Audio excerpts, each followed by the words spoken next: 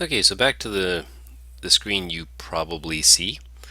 I think we'll just go through these kind of in order. Of course, without really mentioning it, email up top here just takes you to an email system that allows you to email your classes. What I find the nicer way to email actually is just if I go to my class list, I can select the students to whom I want to email, click the email button, and if it's a group email, it goes out to all of them. If it's an individual student, just click on his or her name and you automatically sort of set up an email to that person.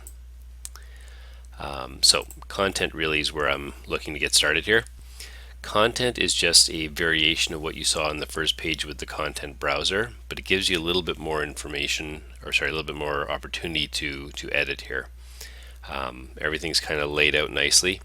You see these ones that are shown as draft. Essentially what's happening here is anything that's not a draft, the students will see. So again, basically this is hiding the expectations, content, and so on from the students.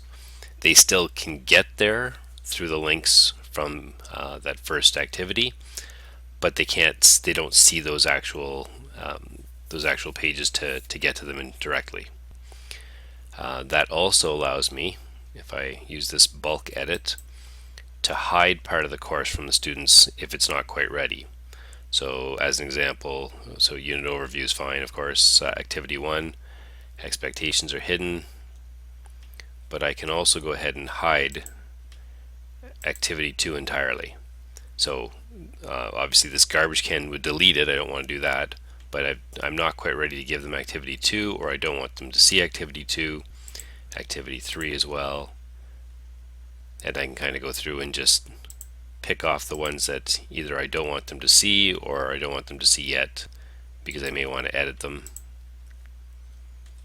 or I may just want to be using a certain assignment or a certain activity out of the whole thing and just decide that that's a better way to go. So maybe I want to use the activity 1 and I'm going to use activity 7, the summative, and nothing else.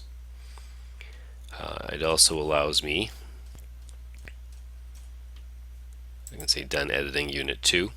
If I go back to the table of contents now and do the same thing, bulk edit it,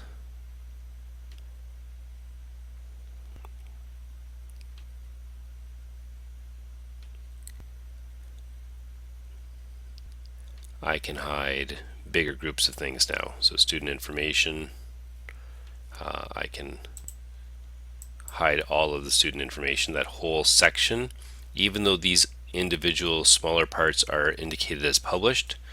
I've drafted the entire student information section so it won't show up for the students. Unit 1, maybe I decide for some reason I don't want Unit 1 in there. The algebra section, Unit 2 was the one that I had already started editing, so I'll leave it alone. And maybe I'll go down here and hide Unit 3 as well.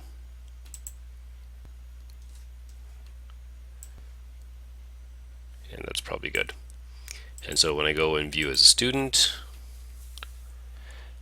you see here now content browser. So I could zoom in here a little bit. I can see unit 1 is missing, unit 3 is missing, and in unit 2 I have just the two activities, the first one and the summative. So that's sort of the reason that content is there. It's, again, exactly the same content as you see in the content browser, but the browser is really just there for the students to access whatever you've made available. Content is where you do your work as far as making individual things available or not.